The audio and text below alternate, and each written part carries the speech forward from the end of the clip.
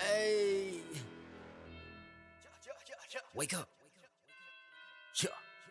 Got my man Dave, got my man Dan. You know what time it is, and this is 2-6. Yeah. Ask us, we seatbelts, boy. You better strap up. Conversations is controversy. It's time to act up. Carolina Ballistics, where the precision's wicked. Tune in and listen. It get deep if you dig it. No reason to act tough. Carolina Ballistics Training Academy. Ain't no reason to act tough. So listen up. Yo, yo, yo, it's the Dan and Dave Show. Guys, thank you so much for checking us out again. I am your host, Daniel Irwin. The man, the myth, the legend, Mr. David Harris isn't with us today. He's with Vortex, doing great things. So he will be back as we push into season 2. Today, we have a person that has pretty much dominated the military humor community.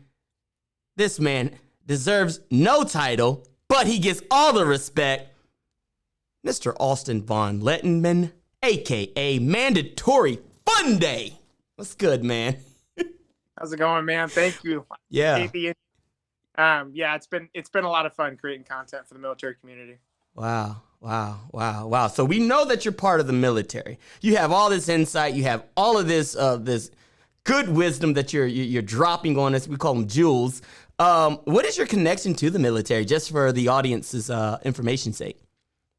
Yeah, so I originally enlisted in 2012. I was a 35 Fox all-source intelligence analyst. Oh, wow. And forthood, I did about 3 years there before I PCS'd. Spent 9.5 years enlisted. I made it to staff sergeant or E6. And then I went to officer candidate school where I earned my commission, and now I've been a commission officer for about 1.5 years. Oh, wow. So you went ahead and joined the dark side, huh? Became an officer. That's what's up. What got you into creating content for social media? It's so funny, man, because every single time, all the time people ask me that question, but certainly on every podcast I've been on, people ask me that question. Mm-hmm. There's a lot of reasons. Part of it, was I enjoy making people laugh. I enjoy using humor. I especially enjoy placing humor in frustrating situations to kind of diffuse things. Yeah. But as I've, created content, it's become a way for me to catalog the things that I just genuinely hated, coming up through the ranks, and a way for me almost to like soothe the soul of old specialist Von Lektemann, kind of quiet those voices. But, ultimately my goal now, my mission is to bring positivity to the military, by poking fun at some counterproductive leadership habits. Yeah. And also to help combat the mental health issues that our service members see. Yeah. And I think that's incredible what you're doing. Even on your website, you acknowledge the suicide hotline, which is really, really incredible. I think we're up to something like, 22 soldiers a month now in connection with suicide within the military community. Yeah.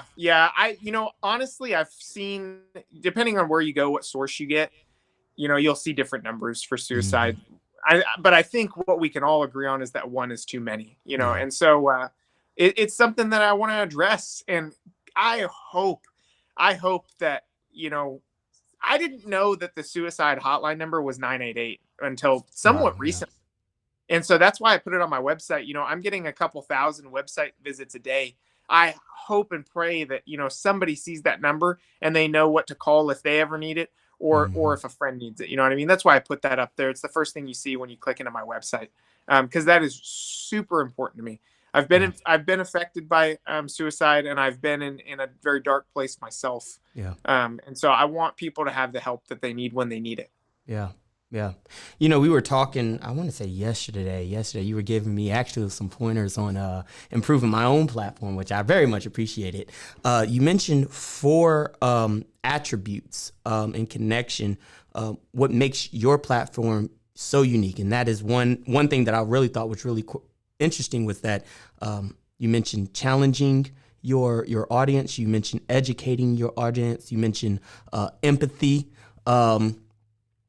How have you been able to develop this approach in connection with your delivery with the military community? Yeah, so I mean, thankfully the military community really seems to enjoy my delivery. I have a bit of a dry, like deadpan delivery for a lot of my. Oh yeah. I am planning on getting into stand up here, after a couple months from now. So that'll be fun. But anyway, to answer your question directly, yeah. So, and I didn't even know this until semi recently when I started really doing some research into this stuff. But it's something that I have used without knowing I was using it, so to speak. But yeah, there's 4 things we can do with content, right? And I try and keep this in mind when I'm creating. We can empathize, entertain, challenge, or educate. Right. And what I found to be so effective, and the reason my engagement is as high as it is because I weave themes of empathy into everything. If I'm challenging somebody, if I'm saying, hey, this is not a good way to look at things, or this is not a good way to do things, what I'll usually add is, I used to feel this way. Right. Yeah. Hey, I used to be super pissed at my leadership. But as I've, matured in rank and age, I have a bigger picture, right? I can see more. And now I understand why we did some of the things that we did the way that we did it, right? And so it's less frustrating communicating that to people, right? So I'm still challenging them. I'm still saying, hey, this isn't really the best way to do this. But then I'm also showing them that empathy, saying, I've been where you've been and I understand, right? And that's, I think, what resonates with people so much. Sure. And if you go on my platform, I'm not trying to sound arrogant, but if you go on my platform like TikTok, too late. No, I'm joking. Go ahead. If you go on my TikTok, for example, they'll show you my followers versus my likes, right? And my like count compared to other creators my size is 2 or 3 times, right? Yeah. What people have. And that's just a testament to the fact that my content is resonating with people, and it's very rewarding. And I think immediately the bulk of your population is military population, but also I think civilians have actually been able to see themselves in your content as well. One clip that I'm particularly appreciate was one that was talking about like good leadership. In the military, historically, the leadership at times could be toxic, just to speak frankly. Do you think that where we're going in the military as an organization is pushing more into a more positive leadership, less toxic role? Do you think we are pushing into that direction now in the United States military? Yeah, 100%. I mean, I joined the Army in 2012, and I remember seeing the memo on the wall repealing "Don't Ask, Don't Tell." Yeah. So, and the military was wild back then too. I had never seen overt racism until I joined the military. Yeah. I come from Oregon. Oregon is very progressive, but also most people in Oregon are white. Like, they're pretty Oregon. And so racism is just not something I encountered, growing up. There were times, I saw things, but not like some people experience. Right. Yeah. And I say that all of that to say that I believe we were working or moving in a very positive direction. Yeah. And that goes with, how we treat, people of color, homosexuals, like everybody. I think it's a night and day better from when I joined. And I'll tell you right now, I'm not going to name names, but I've had 06s in every branch of the United States military message me and tell me that they love my content. Yeah. Right. So I know our senior leadership. I know for a fact that they like what I'm doing. Yeah. And I know for a fact, many of them have the same frustrations we do. Yeah. Right. And I'll tell you that E8s across every branch of service, first sergeants across every branch of service are dicks. So that's what I'll tell you. Just across the board. Yeah, it was kind of funny you said that because I actually had a private that came to me and was like, I don't want to talk to the first sergeant. He was like, he's mean. And I was like, a first sergeant is a first sergeant is a first sergeant is a first sergeant. Yeah, they're all pretty much the same across the board. 100%. All right, so question. So there's many of us popping up all over the place. You have the originators in a combat veteran. You have Yeshua Thomas. You have Angry Cops. You have Ashley Elliott and her husband, AJ Elliott. Military content, social media influencers are popping up by the dozen. Why do you think the public is so interested with our humor? Oh man, I mean, honestly, I think that a lot of service members are willing to say the things that other people think, but aren't willing to say in public, so to speak. Yeah. I've been told by some senior leadership that that's part of the reason why they like my content. I've been told literally, people have said, like, you're just saying the things that we all think, but everybody's too afraid to say in public. Yeah, for sure. So I think us speaking our minds and being confident in our convictions is huge. I do think the general public just has a really great respect for the military still too. Just in general.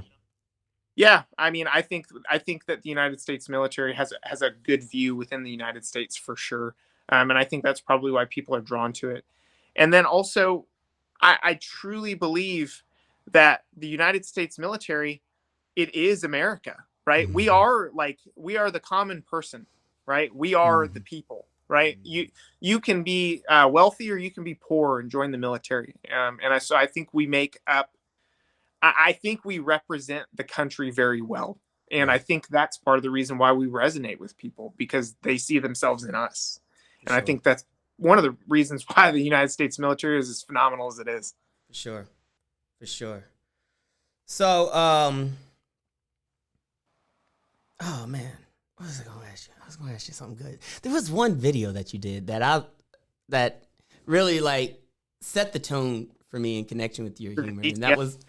No, not that was hilarious, but it was a PCS one in which what I'm going through right now. And when you were like, now I gotta live in a hotel, and you know it's coming, but you do everything in your power to not make it happen. These experiences that we have, though they can cause us like a measure of frustration, we often, and that's one thing I really appreciate about your content, is that you find the humor in it. You know what I'm saying?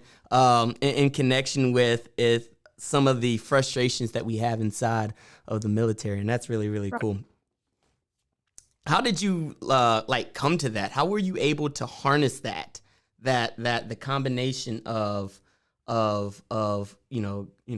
life in the military and project it in a way that people can appreciate? You know, it's funny that you asked that, man, because literally all I do most of the time is just say out loud what we do, right? Like literally, like I think I made a video where I was like, all right, we're going to have a big group of people standing. Yeah. And then, I'm like, and then I go this way and I'm like, all right, well, that sounds fine. And then I'm going to be like, well, I mean, they're going to stand for 3 hours and it's going to be 170 degrees. And like, if you just say it out loud with the right delivery, it's funny, because it sounds ridiculous. But that's really what I do. You know what I mean? I just point out what we do in the military and how funny and how different it is. And it's been really cool because I've gotten to engage with especially some of the junior troops, right? So one of the videos that I did, I made a joke about how we have, troops working on $10 million tanks, but they can't have a toaster in their barracks room, right? Yeah. Or light a match. That video was a huge turning point for me because I saw what my content was becoming, right? Yeah. And so I saw in the comments, people were like, yeah, MandatoryFunDay gets it, screw leadership, he understands. Yeah. And I was able to engage with a lot of people. And I was like, hold on, pump the brakes, right? If you give 100 soldiers toasters in the barracks, one of them will burn down the barracks building. That is a fact. Right. And so we don't make rules for the masses. We make rules for the few, unfortunately. Yeah. And it is unfortunate. I wish people could have a damn toaster in a hot plate. Or but stick their hands in one of the 8 pockets that they have in their pants. Yeah. And so I've been able to manage my following in a way where I'm challenging them and I'm learning too, right? I first and foremost, I'm speaking to myself first in every single video, right? Because I have to keep myself honest, especially as a commissioned officer now, because commissioned officers have a lot of leeway and a lot of autonomy. right? We have to keep ourselves honest first and foremost. Sure. And so I don't ever want, I always hated having leaders in the military that I felt were talking at me, right? Oh, don't go out and drink this weekend because we know you guys are going to get effed up. And you guys are going to, chewed up. And it's like, yeah, whatever, man. I know you were doing the same shit we were doing 5 years. You were a sergeant. Like, I hated that. And so I never, ever want people to feel like I'm talking at them. I am with them, right? I'm with the troops. That's what I want to be viewed as.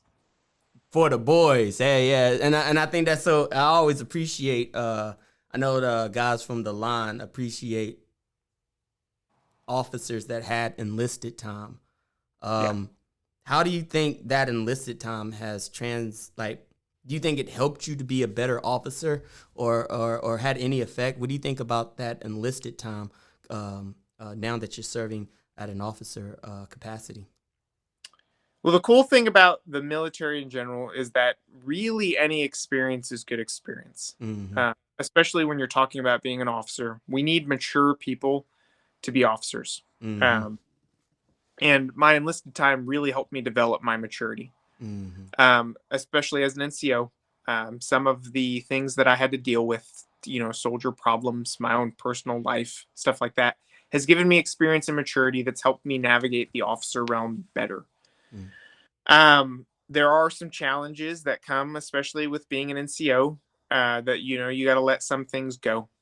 I do think that enlisted experience helps. I've heard people say that they think every officer should be enlisted first, and I do not agree with that. I think that bringing people fresh out of college in to be officers, I think they bring new ideas and they bring energy. My knees hurt, and that's not a joke. You know what I mean? Like, I'm not going to be a full bird colonel more than likely. Who knows? Maybe I will one day. That would be awesome, though. Old by the time I get there, man. Need people who are fresh too, right? And they bring new ideas and they bring new ways of looking at things. I have a certain way that I look at things because I did almost 10 years. And I did 5 of those years as an NCO before I crossed over. So I'm, set in my ways in some ways where new people are not. Everybody brings something to the table. But I will tell you this too. Some of the worst officers I've ever worked for were prior enlisted. And it's almost like they use their prior enlisted experience just to be total pieces of crap. And so not many, right? I won't say many, but some for sure. Wow. And so I'll say the experience is really, really great if you use it well, Good point. Very cool. So, the general population, a lot of people who aren't military personnel watches your content, enjoys your content, think you're freaking hilarious. What is something about the military that you want the general population to know? Oh, that's a good question. I would say to the general population, I would say that it doesn't take a superhuman to serve in the military. I talk to civilians quite frequently now, in messages and stuff. And they're like, I don't think I could do what you do. And I'm like, I didn't think I could do it before I went to basic either. But if you have any inkling that you would like to serve, do it. And I promise you, you show up to basic training, you don't say I quit, and you will be a service member. And I'm not saying it's not going to be hard. It's going to be very hard. It's going to be probably the most challenging thing you've ever done in your life up to that point. But you can do it, right? There's very few people that I would say cannot do it. And so that's what I would say. I think part of the hesitancy, maybe some of the reasons we're having some recruiting struggles is because some people think they can't do it, right? They don't believe in themselves. But we will get you there. All you have to do is make it to basic, and we will turn you into a service member. Yeah. That's an incredible point that you make. Because a little something about myself, a lot of people don't know. Before I joined the military, I was a CNA for like 10 years, working at nursing homes. That's cool. Yeah. So I was significantly much more smaller than I am now. I think when I was before I joined the military, I was like 120 pounds. I joined the military. I gained all this muscle, and then I started pushing 200 pounds. You know what I'm saying? So like you said, The military will get you there. And it's, I think that there is more, I guess media kind of makes it appear like it's a lot more impossible. And every day is like being in basic, but every day's not like being in basic. Some days maybe, but every day. Some days are worse.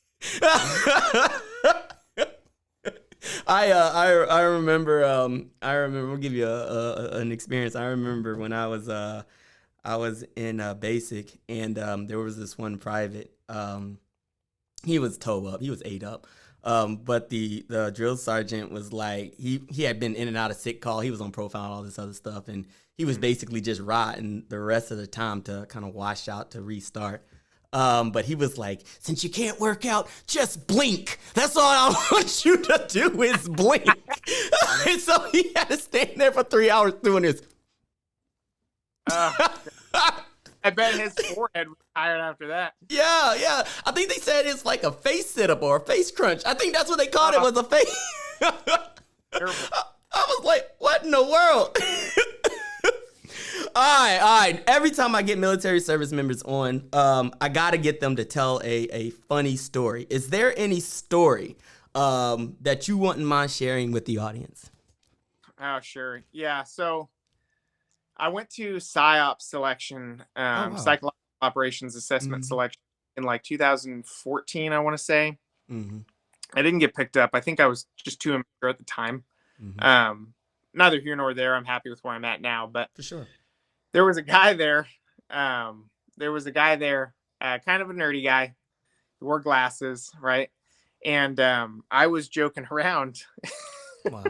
I was joking around. The rumor mill was flying, right? Yeah. Everybody was saying like, "Oh, this is what we're gonna do. We're gonna this is gonna be awful. We're gonna do this on day 3. We're gonna do that on day whatever." Yeah. Right? We're all just piecing together what we know. And it's just ridiculous. It's all nonsense. You know what I mean? Mm-hmm. You know how those rumors fly. Yeah. You put like 5 soldiers into a room together in a weird situation, and they're just going to come up with nonsense. But anyway, true story. I said, man, yeah. I think the math test is just going to suck. Wow. And I'll tell you right now, I had no idea if there was going to be a math test or not. And this dude in these Coke bottle glasses looks up and he goes, math test. And like, dude, when he looked up and said it the way that he said it, every single person in the room was just dying. Yeah. So he ended up making it through, right? I want to say he got dropped for medical issues after No, joking. But It's funny because the day after he got dropped, we did in fact take a math test, and it was terrible. Wow. Yeah, the you down here in Fort Bragg for that, weren't you? For the PSYOP selection? Oh wow, that's awesome. Yep. Wow, small world. Oh man, that's hilarious. All right, pushing towards the end. Last thing, what do you have going on? What you want the people to know a little bit about Mandatory Fun Day? What do you have going on? Yeah, so honestly, I've stood up my website, which and I've got my affiliates going, and so those are kind of my primary revenue sources for content. Mm-hmm. So that's the easiest way to support me as far as a creator goes, and it's been great. Right now, I'm trying to build revenue so I can hopefully branch into like working with maybe some charities and stuff. I've got one called Troops for Transport that I'm starting to work with, and they're going to help subsidize the cost of PCS for like Gold Star families, for example.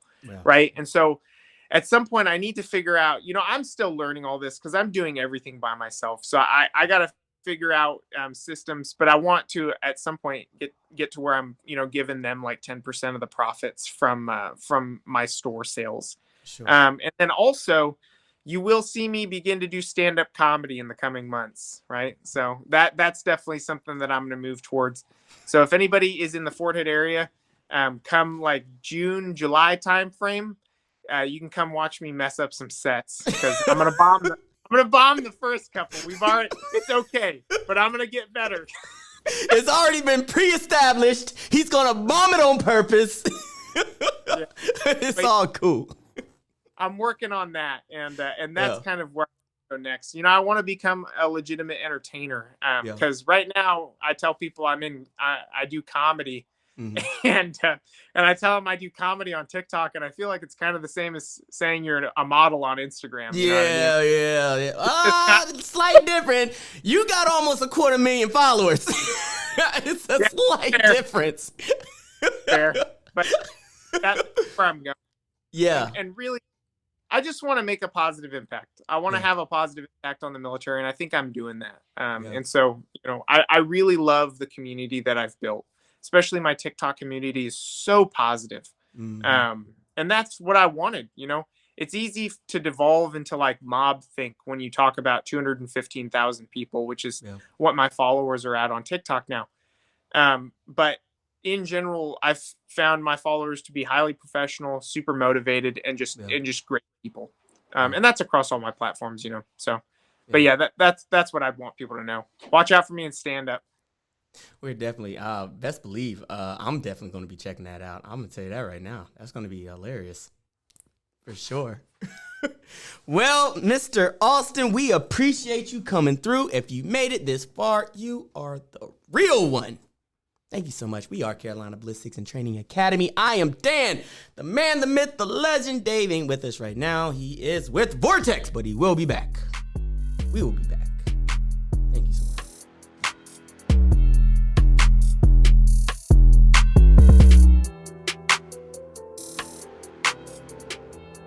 Hey guys, this is Dan. Sign up for classes, buy merch at carolinaballisticsta.net. That's carolinaballisticsta.net.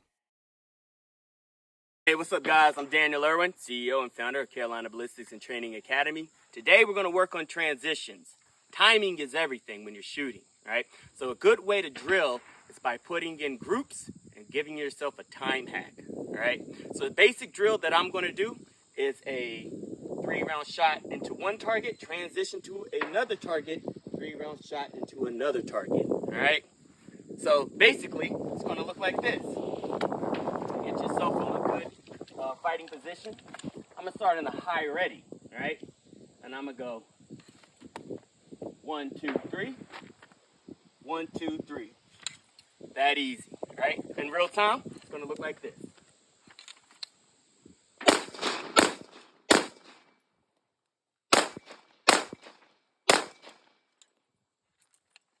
And that is how it's done. So much more, guys. Carolina Ballistics and Training Academy. Thank you so much.